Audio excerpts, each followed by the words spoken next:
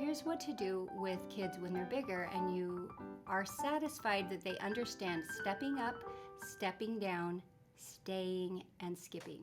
When they can conceptualize that visually with the way the notes move, they can identify it when they hear it.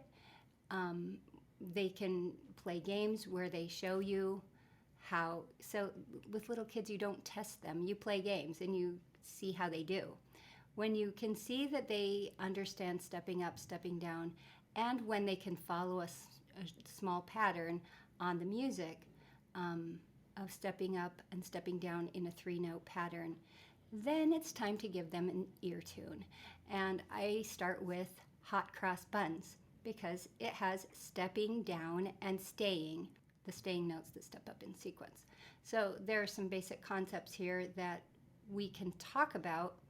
But first, what I do is I send the recording home for them to listen to for a week. And then at first, I don't have them find home. Later, we'll do that. But at first, I'll just give them the parameters, like we're going to use the triplets, the 3 black keys. So these are the notes we're using. And then they've listened to it. They've sung along for a week. And I encourage the parents to let them listen to the music at intervals of 3 separate times a day, and especially right before bed, so that their brain can process it. So they've listened to Hot Cross Buns, they've sung Hot Cross Buns for a week, and I please invite your parents not to show them how to play this, because we've shown them enough. We've shown them the concepts, they understand the concepts. Now we're trying to get the kids to trust their ear. So all of my students can do this, and it doesn't matter if they started out being musically gifted or musically inclined. They can all do it, and they all love it.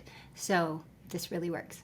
So here's the part that's a little tricky to learn. So we start out, we sing it, we listen to it, we sing along with the recording, I play it.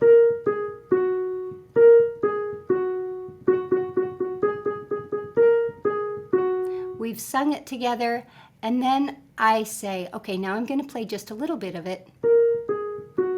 How do you think those notes are moving? If they say, I think they're stepping down, then you say, well, show me. But a lot of times they'll be like, I don't know, because they don't really know what we're getting at yet. So I'll say, well, you try playing back what you heard, and they might go, and I'll say, okay, you want to not give anything away in your face because you don't want them to read your face. You want them to trust what they hear. So they might have done that, and I'll say, okay, here's what I heard you play, and here's what I played. Do they sound the same to you? And if they say yes, then we want to talk about what is sounding the same, because somehow they haven't gotten that.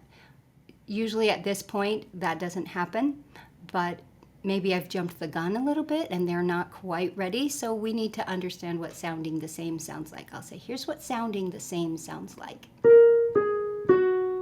That's one. Here's the next one. You see how they went just the same way?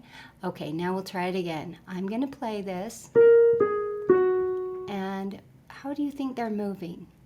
Do you think they're stepping up, stepping down, or staying the same? And I give them some verbal cues of things they understand. So they have some limited choices. And maybe they say, stepping up. And when they do this, because I know they already know what stepping down sounds like, I realize they're a little nervous and they're afraid to make a mistake. So I want to make sure that they feel safe and that they don't feel at all criticized. And okay, I'll say, okay, you show me, and I will listen. So maybe they'll play stepping up. Okay, that sounds like this to me. Here's what we're going for. Do you think they're the same? And they'll be like, oh no. One of these times they're going to go like this.